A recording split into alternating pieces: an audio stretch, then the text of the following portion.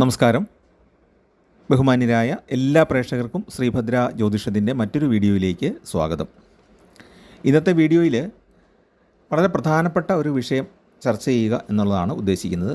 മറ്റു പല വീഡിയോകളിലായിട്ട് നേരത്തെ പറഞ്ഞിരുന്നതാണെങ്കിലും ഈ മീനം രാശിയിലുണ്ടായിരിക്കുന്ന 3 പാപഗ്രഹങ്ങളുടെ യോഗം ഏതെല്ലാം നക്ഷത്രക്കാരെയാണ് ദോഷകരമായിട്ട് ബാധിക്കാൻ ഇടയുള്ളത് എന്നുള്ളതാണ് നമ്മൾ നോക്കുന്നത്. നമുക്ക് ഏറ്റവും പ്രധാനമായിട്ട് സംഭവിച്ചിട്ടുള്ളത് സൂര്യൻ്റെ രാശിമാറ്റം ആദ്യം സംഭവിച്ചു. കുറച്ച് ദിവസങ്ങൾക്ക് മുമ്പ് സൂര്യൻ മീനൻ രാശിയിലേക്ക് കടന്നു. 2 ദിവസം മുമ്പാണ് ശനി മീനൻ രാശിയിലേക്ക് വന്നത്. രാഹു വളരെ ശക്തനായിട്ട് മീനൻ രാശിയിൽ നേരത്തെ തന്നെ സഞ്ചരിക്കുന്നുണ്ട്. അപ്പോൾ ഈ ഒരു സമയത്ത് 3 ശക്തരായ പാപഗ്രഹങ്ങളാണ് മീനൻ രാശിയിൽ യോഗം ചെയ്തിട്ടുള്ളത്. അപ്പോൾ അങ്ങനെ 3 പാപഗ്രഹങ്ങൾ വളരെ അപൂർവമായിട്ടാണ് ഒന്നിച്ച് യോഗം ചെയ്യാറുള്ളത്.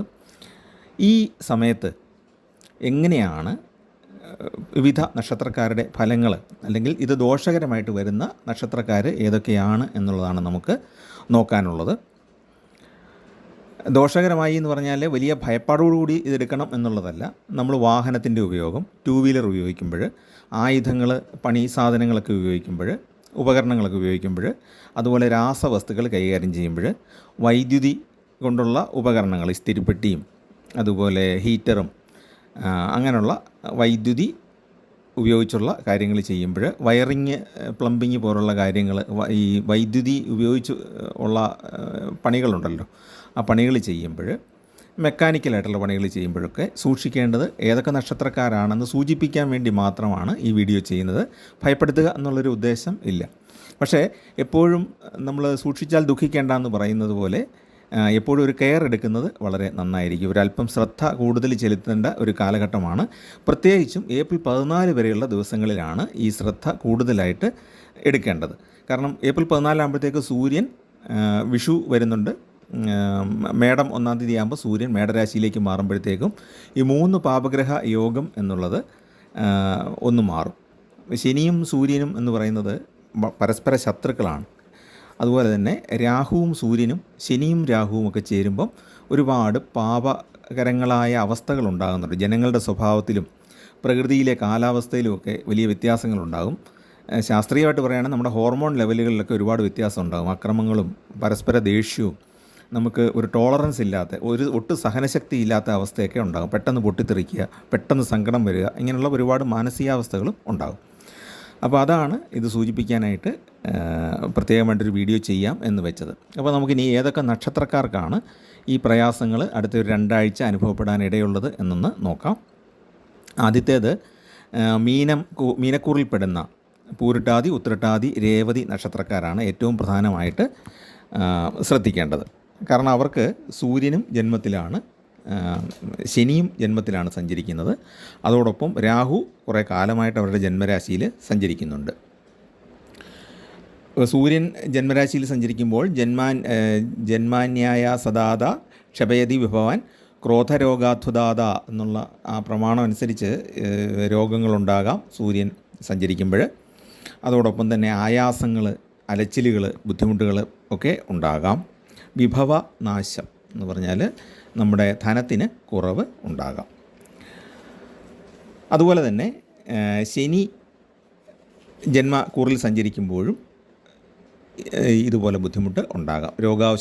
രോഗാശൗചക്രിയാപ്തി ധനസുത വിഹതിം എന്നുള്ള ആ പ്രമാണം അനുസരിച്ച് ശനി ജന്മക്കൂറിൽ സഞ്ചരിക്കുമ്പോഴുണ്ടാകുന്ന പ്രയാസങ്ങൾ, ധനം ഇല്ലാതെയാകും, അല്ലെ ധനം കുറയും, അല്ലെ ധനച്ചെലവ് വളരെയേറെ വർദ്ധിക്കും. രോഗങ്ങളുണ്ടാകും, രോഗങ്ങൾക്ക് വേണ്ടിയിട്ട് പണം ചെലവഴിക്കേണ്ടി വരും. അതുപോലെ തന്നെ വേണ്ടപ്പെട്ടവരുടെ വിരഹം, അല്ലെങ്കിൽ ഒരുപക്ഷെ വേണ്ടപ്പെട്ട ആൾക്കാർ വീട് വിട്ട് ദൂരേക്ക് പോകുന്നതും ആകാം. അതുപോലെ തന്നെ രാഹു ജന്മക്കൂറിൽ സഞ്ചരിക്കുമ്പോഴും ദേഹക്ഷയം, വിത്തവിനാശ സൗഖ്യവും പറയുന്നതനുസരിച്ച് ദേഹക്ഷയം ഒന്നിൽ സഞ്ചരിക്കുമ്പം, അല്ലെ ജന്മക്കൂറിൽ സഞ്ചരിക്കുമ്പം രാഹു ദേഹക്ഷയമാണ് ഉണ്ടാക്കുന്നത്. അങ്ങനെ 3 തരത്തിൽ നമുക്ക് ദേഹാരിഷ്ടതകൾ ഉണ്ടാകാൻ ഇടയുള്ള ഒരു കാലഘട്ടമാണ് പൂരിട്ടാതി, ഉത്രട്ടാതി, രേവതി നക്ഷത്രക്കാർക്ക് അടുത്ത ഒരു 2 ആഴ്ച സമയം. അപ്പോൾ അത് ഈ പല രീതിയിലാകാം. കാരണം അവർക്ക് ചൊവ്വ ഇപ്പം അവരുടെ 4-ാം ഭാവത്തിലാണ് സഞ്ചരിക്കുന്നത്. ഏപ്രിൽ 3-ാം തീയതി ആകുമ്പോഴത്തേക്കും ചൊവ്വ നീചരാശിയായ കർക്കടകത്തിലേക്ക് കടക്കുകയും ചെയ്യും. അപ്പോൾ നീചരാശിയിലേക്ക് ചൊവ്വ പോകുമ്പം നമുക്ക് പല പല പ്രയാസങ്ങൾ ഉണ്ടാകുന്ന ഒരു കാലഘട്ടവും കൂടിയാണ്. 4 ചൊവ്വ സഞ്ചരിക്കുന്നതും അത്ര ഗുണകരമല്ല. അപ്പോൾ അങ്ങനെ പല കോമ്പിനേഷൻസ് വന്നിട്ടുള്ളത് കൊണ്ട് പൂരിട്ടാതി ഉത്രട്ടാതി നക്ഷത്രക്കാർ ഒന്ന് ശ്രദ്ധിക്കണം. നേരത്തെ പറഞ്ഞ പോലെ വാഹനവും വൈദ്യുതിയും ആയുധങ്ങളും മൂർച്ചയുള്ള സാധനങ്ങളൊക്കെ കൈകാര്യം ചെയ്യുമ്പോൾ ഒന്ന് ശ്രദ്ധിക്കുക. ചൂടുള്ള സാധനങ്ങൾ കൈകാര്യം ചെയ്യുമ്പോൾ ശ്രദ്ധിക്കുക.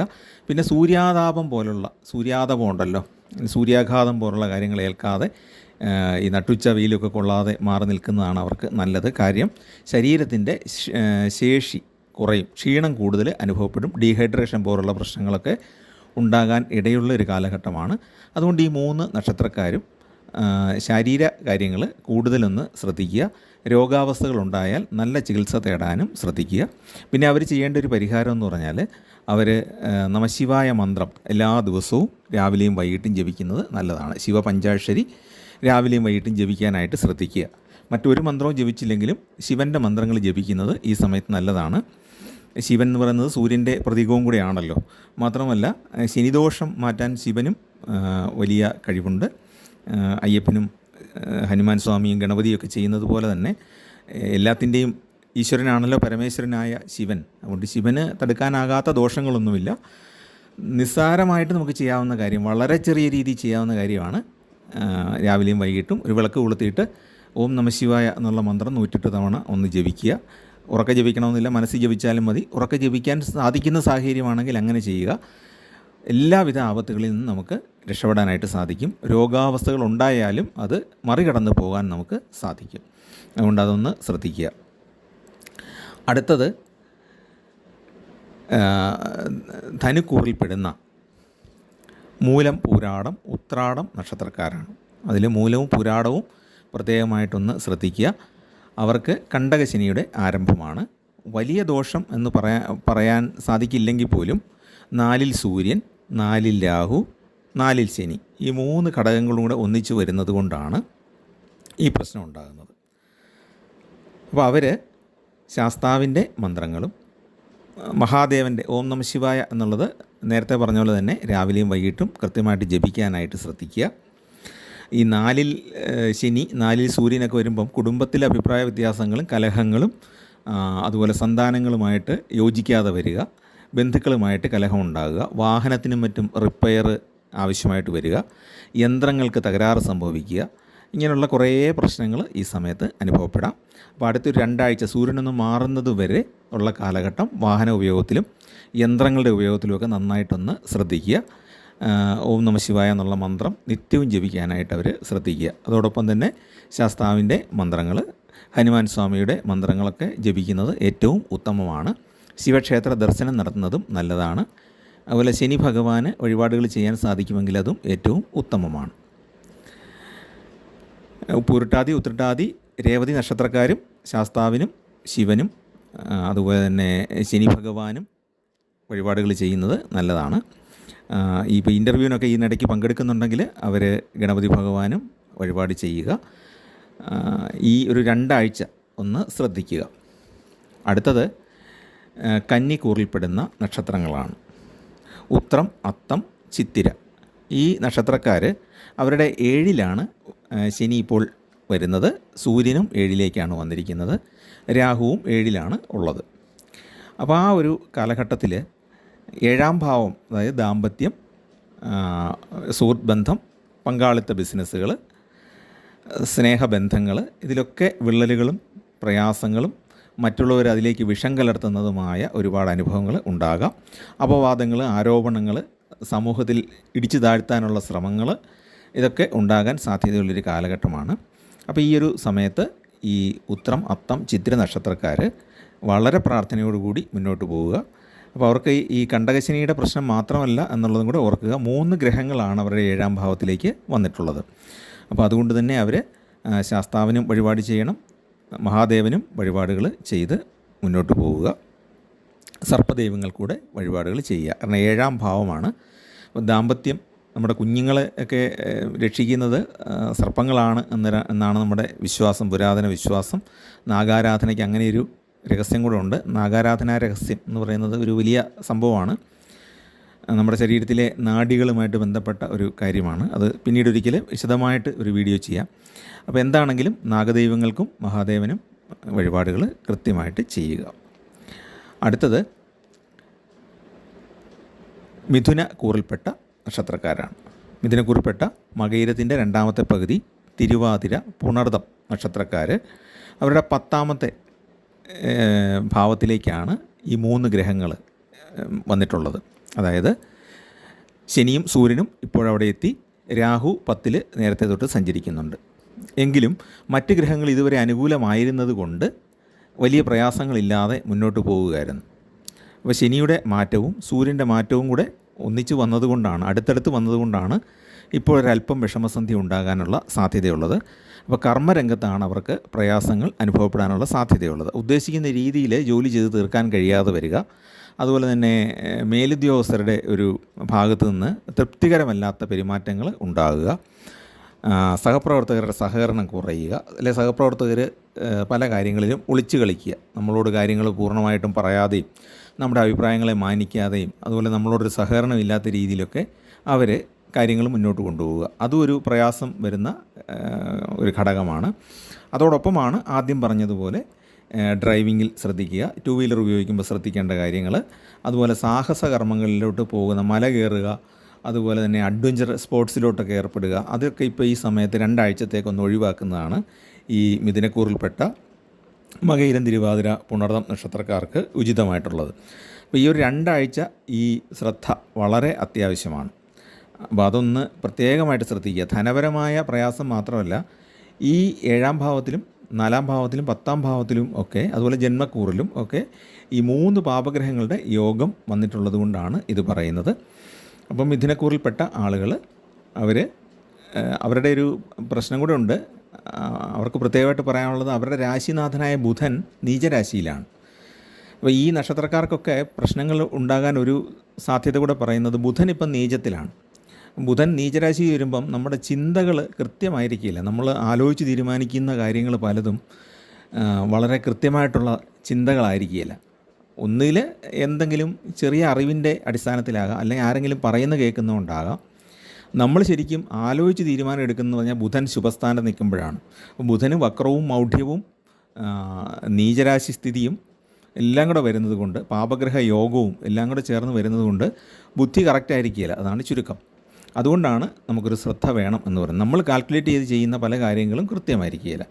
അപ്പോൾ ഈ പറഞ്ഞ നക്ഷത്രക്കാരൊക്കെ ഓഹരി മാർക്കറ്റിൽ ഇപ്പോൾ ഇറങ്ങണ്ട എന്നുള്ളതാണ് പറയാനുള്ളത്. ഈ 2 ആഴ്ചത്തേക്കൊന്ന് ക്ഷമിക്കുക, ഒരു അല്പം ഒന്ന് കരുതലെടുക്കുന്നത് നല്ലതാണ്. അല്ലെങ്കിൽ ഇനി അഥവാ അതുപോലെ നമുക്ക് ആത്മവിശ്വാസം ഉണ്ടെങ്കിൽ പോലും ഈ രംഗത്ത് പ്രവർത്തിക്കുന്നവരോടൊരു ഉപദേശം തേടിയിട്ട് മാത്രം ഇൻവെസ്റ്റ്മെൻറ്റുകളിലേക്കും പുതിയ സംരംഭങ്ങളിലേക്കൊക്കെ ഇറങ്ങുക. നല്ലപോലെ ഉപദേശം തേടണം, വിശ്വസ്തരായ ആളുകളുടെ ഉപദേശം തേടിയിട്ട് മാത്രം ചെയ്യുക. അപ്പോൾ ഈ മിഥുനക്കൂറിൽപ്പെട്ട മകയിരം തിരുവാതിര പുണർന്ന നക്ഷത്രക്കാരും മഹാദേവനെ നന്നായിട്ട് പ്രാർത്ഥിക്കുക, ശനി ഭഗവാനെയും ശാസ്താവിനെയും പ്രാർത്ഥിക്കുക, ഹനുമാൻ സ്വാമിയെ പ്രാർത്ഥിക്കുക. അവരുടെ കുടുംബദേവതയ്ക്കും വഴിപാടുകൾ ചെയ്യുന്നത് ഏറ്റവും ഉത്തമമാണ്. കുടുംബദേവതയ്ക്കൊരു പട്ടെങ്കിലും സമർപ്പിക്കുക. അപ്പോൾ ഈ ഒരു 2 ആഴ്ച നന്നായിട്ട് ശ്രദ്ധിക്കുക. വാഹന ഉപയോഗത്തിലും ആയുധങ്ങളും യന്ത്രങ്ങളും വൈദ്യുതിയൊക്കെ ഉപയോഗിക്കുന്നവർ നന്നായിട്ടൊന്ന് ശ്രദ്ധിക്കുക. സൂര്യൻ മാറുന്നത് വരെയുള്ള സമയം. അപ്പോൾ ഈ 3 പാപഗ്രഹങ്ങൾ ഒന്നിച്ചു വരികയും ബുധന് ഈ പറഞ്ഞ പോലെ നീചരാശി സ്ഥിതി വരികയും ചെയ്യുന്നത് കൊണ്ടാണ് ഇങ്ങനെയൊരു വീഡിയോ പ്രത്യേകമായിട്ട് ചെയ്യാം എന്ന് വെച്ചത്. അപ്പോൾ എല്ലാവരും ഇതൊന്ന് ശ്രദ്ധിക്കുക. മറ്റ് രാശിക്കാരും ഒരല്പം കരുതലെടുക്കുന്നത് നല്ലതാണ്. മറ്റ് കൂറുകളിൽപ്പെട്ട നക്ഷത്രക്കാരും ഈ പാപഗ്രഹ യോഗം എന്ന് പറയുന്നത് ഏറ്റവും പ്രധാനമായിട്ട് ബാധിക്കുന്ന ആളുകളുടെ കാര്യമാണ് പറഞ്ഞത്. എല്ലാവരും ഈ 2 ആഴ്ച കാലത്തേക്ക് വൈദ്യുതി ഉപയോഗത്തിലും അതുപോലെ തന്നെ ഈ സൂര്യാതപം ഏൽക്കാതെ നേരിട്ട് ഉച്ചയ്ക്കുള്ള സൂര്യവെളിച്ചം കഴിയുന്നതും ഒഴിവാക്കുക. അല്ലെങ്കിൽ അതുപോലെയുള്ള പ്രൊട്ടക്ഷനായിട്ട് എന്തെങ്കിലും നല്ല ഉടുപ്പുകളൊക്കെ ധരിക്കുക, വസ്ത്രങ്ങൾ നന്നായിട്ട് കവർ ചെയ്യുന്ന രീതിയിൽ ധരിക്കുക. ചൂട് വളരെ കൂടാൻ ഇടയുള്ളൊരു കാലഘട്ടമാണ്. നമ്മുടെ സംഹിതയിലൊക്കെ പറയുന്നത് പോലെ പാപഗ്രഹങ്ങൾ ഒന്നിച്ചു വരികയും ചൂട് വളരെയേറെ വർദ്ധിക്കുകയും മഴ പെയ്താൽ പോലും ചൂടിന് കുറവ് വരാത്ത രീതിയിലുള്ള അവസ്ഥകളുണ്ടാകുക. വളരെ റീസെൻ്റായിട്ട് ഏറ്റവും പുതിയ പഠനം എന്ന് പറയുന്നത് കടലിൻ്റെ ചൂട് വർദ്ധിച്ചുകൊണ്ടിരിക്കുകയാണ് എന്നുള്ളത് എല്ലാവരും പത്രത്തിലൊക്കെ വായിച്ചിട്ട് കാണും. അപ്പോൾ അങ്ങനെയുള്ള അവസ്ഥകൾ, കാലാവസ്ഥാ വ്യതിയാനങ്ങൾ ഉണ്ടാകുന്ന ഒരു കാലഘട്ടമാണ്. ഗ്രഹങ്ങളുടെ അപൂർവമായ കോമ്പിനേഷൻ ഉണ്ടാകുന്ന സമയം. അപ്പോൾ അത് നമ്മുടെ ജീവിതത്തെയും നമ്മുടെ ശരീരത്തിലെ ഹോർമോൺ സന്തുലനാവസ്ഥയൊക്കെ പല രീതിയിൽ ബാധിക്കും. അപ്പം കണ്ടമാനം ആഗ്നേയമായിട്ടുള്ള കാര്യങ്ങൾ എന്ന് പറഞ്ഞാൽ കണ്ടമാനം ശാരീരിക ആയാസങ്ങളുള്ള കാര്യങ്ങളിൽ ഏർപ്പെടുമ്പം മതിയായ വിശ്രമങ്ങൾ, അതുപോലെ ധാരാളം വെള്ളം കുടിക്കുക, ഇതൊക്കെ ചെയ്യേണ്ടതാണ്. ഇല്ലെങ്കിൽ ഈ ചൂട് വർദ്ധിക്കുന്ന ഒരു കാലം അതാണ്. അക്രമങ്ങളും മനുഷ്യരുടെ സ്വഭാവത്തിലുള്ള ക്രൂരതകളും ഒക്കെ വർദ്ധിക്കുന്ന ഒരു കാലമാണ്. നമുക്ക് അറിയാമല്ലോ, വാർത്തകളിൽ കൂടെ വായിച്ച് നമുക്ക് മനസ്സിലാക്കാം. സംഹിതകളിലും ഇതെല്ലാം പറയുന്നുണ്ട്. അത് ജ്യോതിഷത്തിലേക്ക് കൂടുതൽ ആഴത്തിലിറങ്ങുന്നവർക്ക് അതൊക്കെ മനസ്സിലാക്കാനായിട്ട് സാധിക്കും. അപ്പോൾ ഇത്രയും കാര്യങ്ങളും ഈ പരിഹാരങ്ങളും ഒന്ന് ചെയ്യുക. വളരെ വിലയേറിയ പരിഹാരങ്ങളൊന്നും വേണ്ട. ഓം നമഃ ശിവായ എന്നുള്ളത് ജപിക്കുക എന്നുള്ളതാണ് ഈ നക്ഷത്രക്കാരൊക്കെ ചെയ്യേണ്ട കാര്യങ്ങൾ. നമഃശിവായ മന്ത്രം രാവിലെയും വൈകിട്ടും ജപിക്കുക. പിന്നെ ഈ ഗ്രഹയോഗം ഉണ്ടാകുന്നത് വിഷ്ണു ഭഗവാൻ അല്ലെ വ്യാഴത്തിൻ്റെ രാശിയായ മീനത്തിലായതുകൊണ്ട് വിഷ്ണു ക്ഷേത്രം അല്ലെ ശ്രീകൃഷ്ണ ക്ഷേത്രം അല്ലെ അവതാരമൂർത്തിയുടെ ഏതെങ്കിലും ക്ഷേത്രങ്ങൾ അടുത്തുണ്ടെങ്കിൽ അവിടെയും പോയി നന്നായിട്ടൊന്ന് പ്രാർത്ഥിക്കുന്നത് വളരെ ഉചിതമായിരിക്കും. ധനപരമായ പ്രയാസങ്ങളൊന്നും ഒഴിവാകാൻ അത് വളരെ ഗുണകരമായിരിക്കും. അപ്പോൾ അതൊന്ന് ശ്രദ്ധിക്കുക. ഏപ്രിൽ 14 വരെയുള്ള സമയത്ത് ഈ നക്ഷത്രക്കാർ ഈ പറഞ്ഞ കാര്യങ്ങളൊന്ന് ശ്രദ്ധിക്കുക. അപ്പോൾ ചാനൽ ഇഷ്ടപ്പെട്ടെങ്കിൽ ഒന്ന് സബ്സ്ക്രൈബ് ചെയ്യുക. നിങ്ങളുടെ കൂട്ടുകാർക്കൊക്കെ ഒന്ന് ഷെയർ ചെയ്ത് കൊടുക്കുക. പരിചയക്കാർക്കൊക്കെ ഒന്ന് പങ്കിട്ട് കൊടുക്കുക. എല്ലാവർക്കും നന്മയുണ്ടാകട്ടെ. എല്ലാവർക്കും ഈശ്വരാനുഗ്രഹം ഉണ്ടാകട്ടെ. എല്ലാവർക്കും നിങ്ങളുടെ സന്താനങ്ങൾക്കും കുടുംബത്തിനും ഒക്കെ ഐശ്വര്യം ഉണ്ടാകട്ടെ എന്ന് പ്രാർത്ഥിക്കുന്നു. നമസ്കാരം.